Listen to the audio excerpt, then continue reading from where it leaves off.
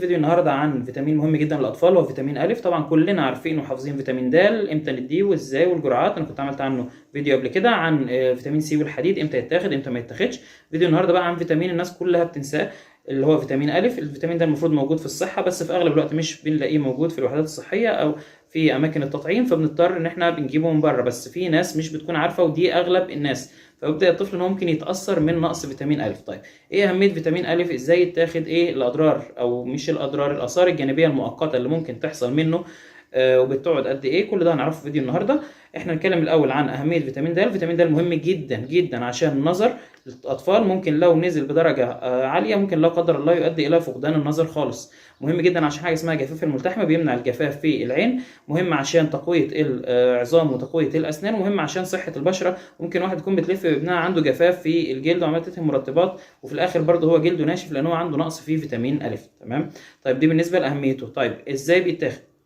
المفروض الجرعه بتتاخد 100,000 وحده على عمر 6 شهور، وبعد كده من كل 6 شهور بيتاخد جرعه لحد ما الطفل يوصل 5 سنين. زمان في الصحه كان بيتاخد على عمر سنه وسنه ونص. لاهميته غيروا الجرعه، والجرعه بقت من 6 شهور ل 5 سنين، كل 6 شهور بيتاخد جرعه. طيب الجرعه ازاي؟ 6 شهور الجرعه عباره عن حاجه اسمها 100,000 وحده للجرعه. طيب سنه وطالع كل 6 شهور الجرعه بقت 200,000 وحده. طيب الجرعه لو موجوده في الصحه واتاخدت خلاص. طيب لو مش موجوده بنجيب احنا كبسولات من بره اسمها ايفيتون، ده فيتامين الف كبسولات. الكبسوله فيها 50,000 وحده، فبدي لطفلي لو عمره 6 شهور كبسولتين، ولو عمره من سنه وطالع بدي 4 كبسولات كل مره كل جرعه.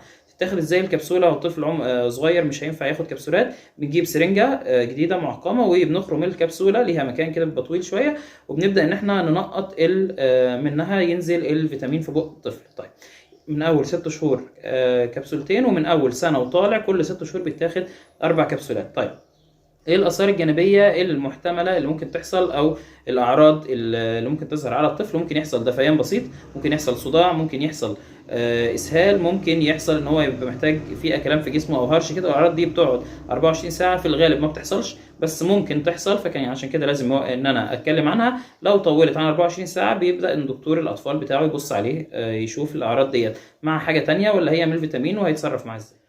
وبكده يكون فيديو النهارده خلص. يا ريت اللي عجبه الفيديو يعمل اشتراك او سبسكرايب للقناه، واللي ما يعرفش بنفتح اليوتيوب وبنكتب اسم القناه من هنا، بنكتب افهم طفلك دكتور اسلام عزام،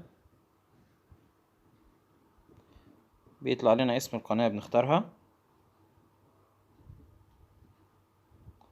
نعمل سبسكرايب للقناه، بنفعل زر الجرس بنضغط عليه وبنختار اول عشان يوصلنا كل الفيديوهات الجديده. وما ننساش نعمل لايك وشير للفيديوهات. نختار فيديو زي كده، نضغط على لايك من هنا، نضغط على شير ونختار هنشيره على الواتس او الفيس. طيب الفيديو دوت بقى انا حبيت اتكلم عن روشتة اللي احنا بنكتبها للطفل